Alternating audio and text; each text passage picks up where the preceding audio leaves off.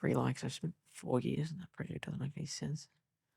It's like, and this cat's got more likes than me. It's the ugliest cat I've ever seen in my life. Hi, I'm Jacob from Offshoot, and today I'll be going through the components in our Trinity 2 kit.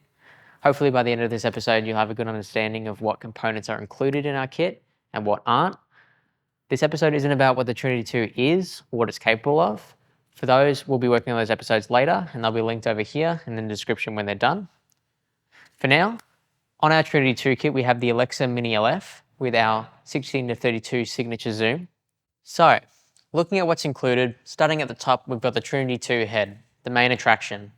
Version 2 is capable of a full 360-degree roll. Here we have the Tab 1 top bracket. It adds rigidity to the camera payload within the ring, which is important for reducing gimbal oscillations that can ruin takes. Next, we have the cforce mini motor. One is included as standard in our kits, but we can obviously supply more where needed. Like in this setup, we have one for the focus, iris, and zoom. Then we have the Focusbug horns to feed distance data to the camera. To keep this close to the center of the mass of the head, we've mounted with a nice low profile bracket to the camera plate, a longer version in this case for the zoom lens. To complement these, we have the ARRI Hi-5. It has full compatibility with ARRI cameras and can be a really helpful tool for when the camera is stripped down like it is here.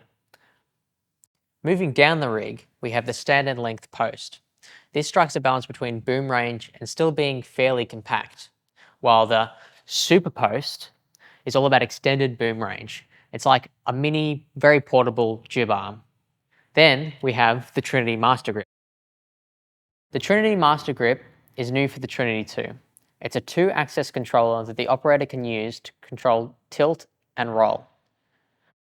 The joystick can also be assigned to other functions such as zoom for when you're flying with a zoom lens, but more on that in another episode. Closely related to the Master Grip is the onboard monitor. Currently a SmallHD 503, like everything else on the rig, it's powered by the battery hanger, which we'll get into in a moment.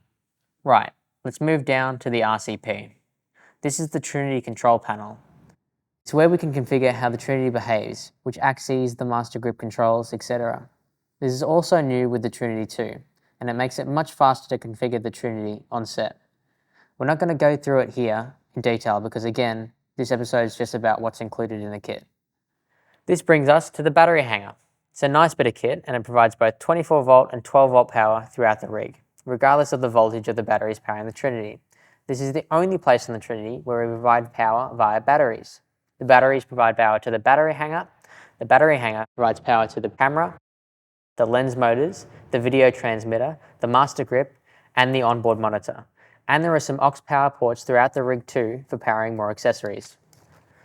In this configuration, we're using two 155 watt-hour B-mount batteries simultaneously, and we supply 10 of these batteries for our kit. This is more than enough for a 12-hour day. The B-mount batteries are great because they're 24 volts and they side mount, which means they'll absolutely not get knocked off the rig. Finally, we have the video transmitter mounted down here with the batteries. This is fed via the SDI jack at the bottom stage just above the battery hanger. It's attached to the sled via this nifty little bracket that attaches to the 15mm rods down here where the batteries go, and it keeps it nice and secure. We can attach different transmitters as required using the same bracket.